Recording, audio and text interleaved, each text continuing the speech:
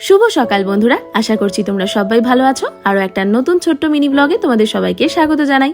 সেদিন ঘর deep clean করেছিলাম না, তখনই এই ফ্লাওয়ার বাসের ফুলগুলো সার্ফ জলে ধুয়ে শুকিয়ে রেখেছিলাম। ওপর থেকে আসার সময় আজকে নিয়ে এলাম, তাই ফ্লাওয়ার বাসগুলোকে সুন্দর করে গুছিয়ে দিয়েছি। কেমন লাগছে অবশ্যই কমেন্ট সেকশনে জানাতে ভুলো না। এই স্টিকটা আমি 100 টাকা দিয়ে প্রিন্সেপ ঘাট থেকে কিনেছিলাম, কিন্তু সেদিন থেকেই আর লাইট জ্বলে না। পোড়া কপালে নোড়ার বাড়ি বলে না, এখন আমার সাথে সেটাই হচ্ছে। যাই হোক, বাজার হাট করে এনেছি এই গ্লুকন্ডির প্যাকেটটা, আর সাথে এলাচ আর ডালচিনি। গরম মশলাটা নিচে দোকান থেকেই নিয়ে এসেছিলাম।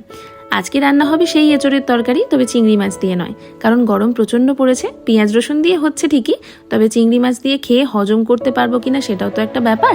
তাই জন্য আজকে নিরামিষ আর করিনি, পেঁয়াজ রসুন দিয়েই করেছি। তবে হ্যাঁ, বেশ শুকনো শুকনো, কারণ ঝোল ঝোল খেতে আজকে আর ভালো লাগছিল না।